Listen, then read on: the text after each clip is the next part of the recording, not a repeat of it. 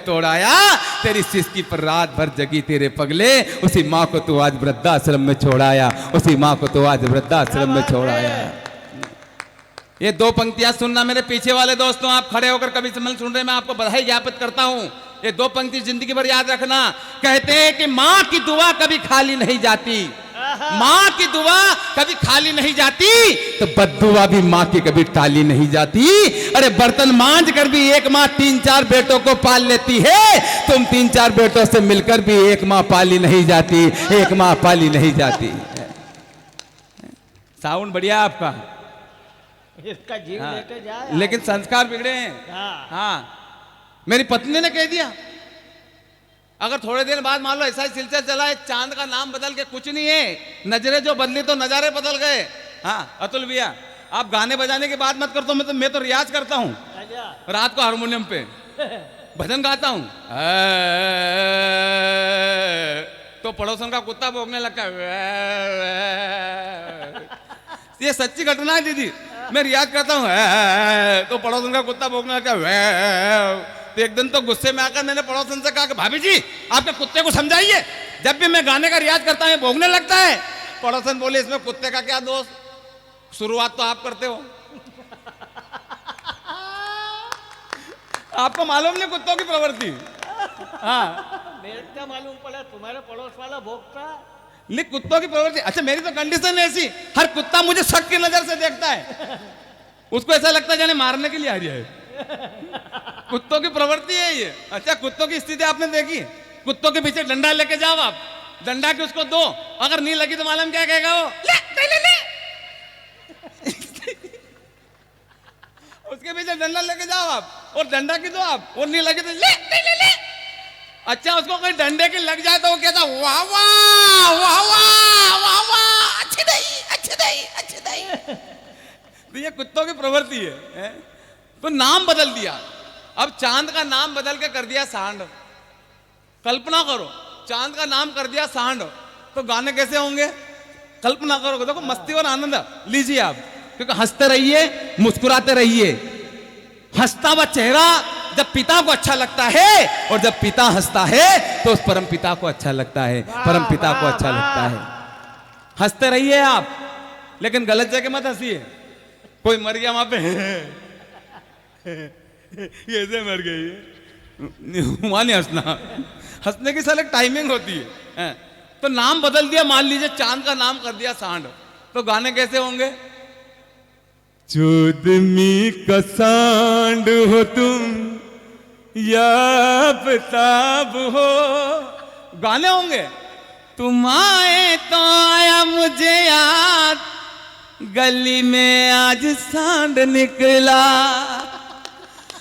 हंसी आनंद कहीं भी निकाल सकते हैं आप, हंसने के लिए कहीं जाने की जरूरत नहीं। हंसी आपके इर्द गिर्द छुपी पड़ी है, लेकिन लोग टेंशन ले लेते छोटी छोटी बातों का, कि मेरी गर्दन पे छुरी रख दो मैं भारत माता की जय नहीं बोलूंगा। बोलनी पड़ेगी, और क्यों बोलनी पड़ेगी? साउंड बढ़िया है। जब साउंड बढ़िया हो जाता है सर, तो सारी व्यवस्था गणगौर महोत्सव अच्छा हो जाता है, पूरा साउंड का खेल होता है। लेकिन मैं आपके बीच कहना चाहता हूं कि हमारे संस्कार बिगड़ गए, और संस्कार को बिगाड़ने में इन पोंगी वालों का हाथ नहीं है, संस्कार बिगड़े। मेरा नाम कहते दिनेश देसी घी, अरे देसी घी में क्या रखा है? खिलाड़ी में दम होगा तो मैच में टिकेगा, अन्ना का जादू फिर अंधन में दिखेगा, और देसी घी में दम होगा तो पॉलीथीन में बिकेगा। भाई नाम में क्या रखा है? लेकिन नाम का आजकल एक बहुत बड़ा मॉडल हो गया है, नाम का बड़ा मॉडल हो गया। थोड़े दिन बाद आज तो टिंकू, जिंकू, पिंकू, सिंकू ऐसे नाम है, थोड़े दिन बाद एक अक्षर के नाम आएंगे, इतने मॉडल हो जाएंगे। लड़के का नाम क्या है? लड़की का नाम पी। अच्छा एक लड़के का नाम रखा मालूम, एक लड़के का नाम रखा ध्रुव। अब उसका नाम रख दिया ध्रुव। अब वो बर्थडे आया उसका, हैप्पी बर्थडे। अब हैप्पी बर्थडे मना रहे तो उसका हैप्पी बर्थडे ऐसे मना रहे, केक रख दिया बीच में, और सारे कहने लगे हैप्पी बर्थडे ध्रुव। अब वो सारे केक के आसपास कर रहे हैं वो कि हैप्पी बर्थडे ध्रुव। अब वो सारा केक खाने लायक नहीं बचा। नाम वगैरह कुछ नहीं, संस्कार हमारे बच्चे होने चाहिए। कहता है कि गर्दन पे छुरी रख दो, मैं कुछ नहीं, मैं कैसे कविता पढ़ दूं इस बिगड़े हुए परिवेश पे, मैं कैसे कविता पढ़ दूं इस बिगड़े हुए परिवेश पे।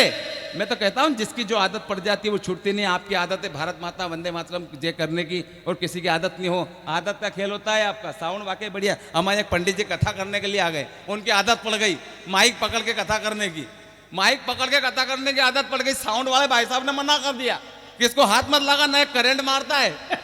अब पंडित जी कथा के बीच भूल जाए, वो कथा स्टार्ट की। सज्जनों, राजा परिषद सुखदेव मुनि से कहने लगे कि हे राजन, नैना छिसे तो सस्ता नहीं, नैना दहता पावक हो जाती। ये करंट मार दिया है। जिसकी जो आदत पड़ जाती वो छूटती नहीं सर, लेकिन जिसकी आदत पड़ जाती है भारत माता के जयकारे करने की, तो ऐसे महोत्सव आनंद करते। कल आपने भजन संध्या का प्रोग्राम रखा जिसमें सारे लोग ने थिरके नाच डांस किया। मैंने कल का वीडियो भी देखा आपका। मैं आपको बधाई ज्ञापित करता हूँ। बहुत बहुत धन्यवाद कि आप इस तरह के आयोजन करते रहते हैं, वरना जिसकी जो आदत पड़ जाती है वो छूटती नहीं है। हाँ, कहाँ छूटे? हमारे साउंड बढ़िया है। साउंड का टेंशन, साउंड वाकई बढ़िया है। वो हमारे मोहल्ले में 3 नवाब रहते थे दादा, मस्ती लेना। वो तीनों नवाबों की आदत पड़ गई हर बात के पीछे एक तकिया कलाम लगाने की। तकिया कलाम का अर्थ होता है, कहाँ गए शहनाज भाई, बहुत अच्छा संचालन किया उन्होंने। तो वो तकिया कलाम का अर्थ होता है एक ही शब्द रिपीट करना। पहले वाले नवाब कहीं भी जाते तो बोलते जूते खा के।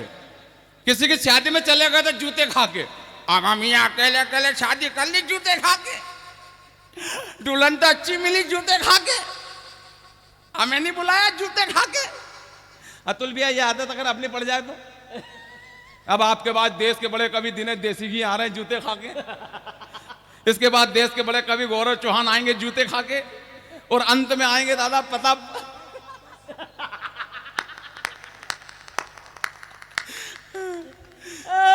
तो दादा ये आदत पड़ी थी पहले नवाब की। अब दूसरे नवाब की सुनना। उनकी आदत पड़ी थी आपकी दुआ से, कहीं भी जाते तो आपकी दुआ से। उनके चाचा जी नहीं पड़ गए तो लोग घर पे बैठने के लिए आए, बोले चाचा जी को क्या हुआ था? अब आप कुछ मत पूछो, आपकी दुआ से। चाचा जी महीने भर से बीमार रहे आपकी दुआ से, डॉक्टर का खूब इलाज चला आपकी दुआ से, लेकिन चाचा जी फिर भी निपट गए आपकी दुआ से। तीसरे वाले नवाब की आदत पड़ी थी आपके मुंह में। हाँ, कहीं भी जाते तो बोलते आपके मुंह में। एक चुनाव बाद सरपंच साहब को पकड़ लिया, बोले क्या बात है सरपंच साहब आपके मुंह में?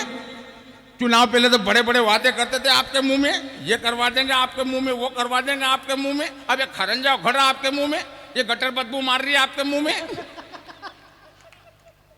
तो होता क्या है, एक बार जोरदार ताली बजा के कभी सम्मेलन को कभी सम्मेलन बनाए आप। तो होता क्या है, एक दिन चोरी हो जाती है। किनके यहाँ? जो आपकी दुआ से बोलने वाले उनके यहाँ चोरी हो जाती है। सुबह सुबह दरवाजा खटखटाया जूते खा के ने। अमा मियाँ घर पे हो जूते खा के? अमा कौन है आपकी दुआ से? अमा हम है जूते खा के। बोले दरवाजा खुला आपकी दुआ से, जैसे अंदर आए सारा सामान बिखरा हुआ पड़ा। अमा क्या हाल बना रखा है जूते खा के? अमा कुछ मत पूछो, आपकी दुआ से। रात को चोर घुस गए आपकी दुआ से, तिजोरी में से माल निकाला आपकी दुआ से, और मैं बोला तो मुझे पटक पटक के मारा आपकी दुआ से। अमा घबराते क्यों जूते खा के?